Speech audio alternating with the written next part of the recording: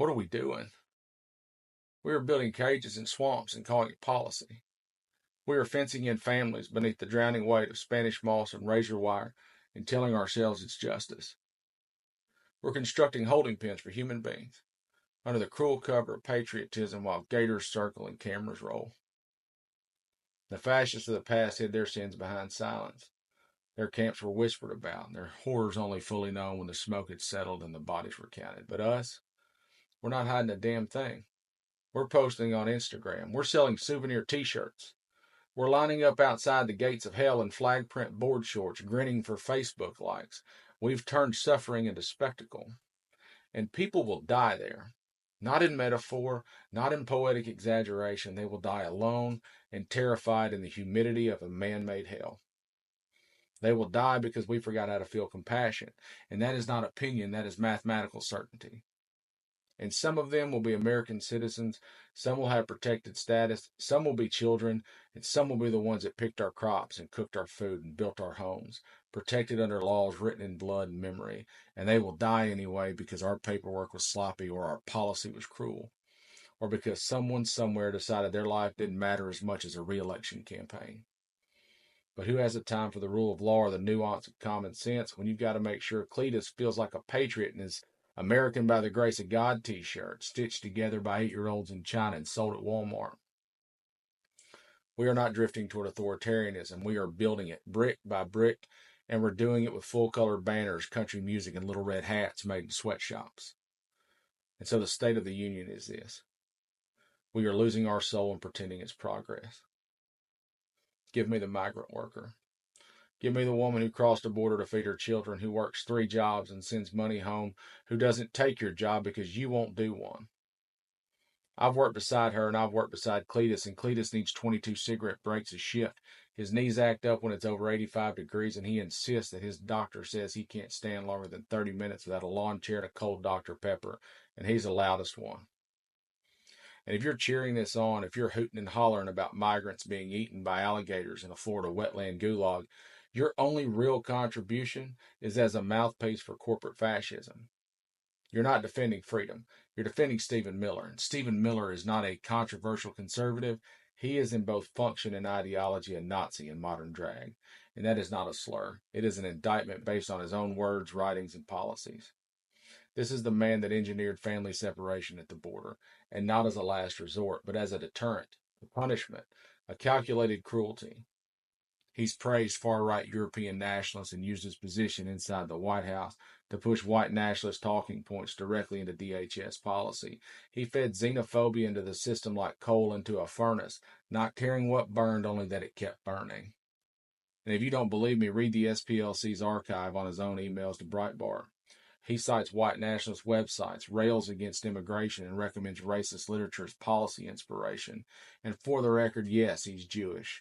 And yes, he's a Zionist. And yes, history has room for that contradiction. You see, fascism isn't picky about the hands that feed it, so long as the boot lands where it's aimed. And when nationalism becomes ethnic supremacy, the difference between Zionism and Nazism is only where the barrel's pointed. So to the do your own research crowd, what the hell were you researching? Because Stephen Miller and Peter Navarro slid right past you. And if you'd have told me 15 years ago that Stephen fucking Miller would be writing American policy, I would have wept or walked into the goddamn ocean. His history of white nationalism and racist rhetoric is well documented, published in public. ICE behaving like the Gestapo is not an accident. It is the design. He studied Goebbels. He romanticized control. He gets off on the optics of this shit. You are not witnessing the echoes of history. You are watching its reanimation. And if Stephen Miller reads this, he'll smile. Not out of vanity, but out of victory. Because the optics of cruelty are the point.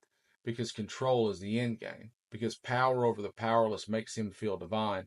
And he's not ashamed of it. He's proud of it, I promise you. And through all of this, your children are dying from flooding in Texas, from heat in Arizona, from poverty in West Virginia, from fentanyl in Ohio. Dying so some son of a bitch can get another tax break on putting his 4th house in a trust fund. They tell you not to make it partisan when Texas drowns or when wildfires take whole families out west. Don't politicize the tragedy, they say. But it's not partisan, it's human. And if you're not moved by it, if you don't weep for these people, It's not because you're a Republican, it's because you're morally hollow. You are spiritually bankrupt because empathy left your body the moment Fox News told you it was weakness. And I say lack of moral fiber because I like the rhythm of the phrase, but what I mean is devoid of it. And if you think I'm wrong, look your child in the eye and put a dollar amount on them. What are they worth in American currency? And you can't, but this administration has, Congress has, and it's just under $109,000. Not enough to buy a house, not enough for a lifetime of health care, just enough to justify a press release on budget reform. They've penciled it out in a margin somewhere next to campaign donations and fossil fuel subsidies. And since you can't put a price on your own, understand that mine are just as priceless to me.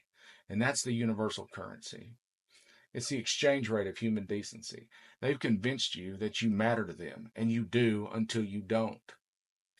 Until your insurance lapses, until your job is automated, until your house floods, or your kid overdoses.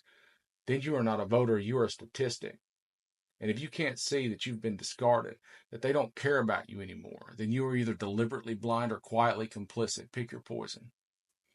And I say this to every single soul still wading through this toxic sewage of faux conservatism. Whether I know you or love you or once thought you were better than you are either a fool or a Pharisee. And if you choose this path, this bile-soaked nationalism, then you have made your choice. You've nailed your flag to the mast of cruelty, and don't pretend it's about policy, because we can argue policy. We can argue over tax rates and the Constitution. That's the democratic process. But the availability of civil liberties and human rights are never up for debate. That is not conservative versus liberal. That is human versus inhuman.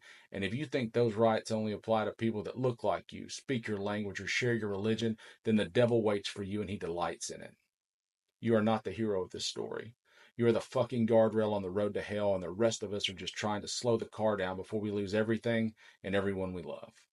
Defiance till death.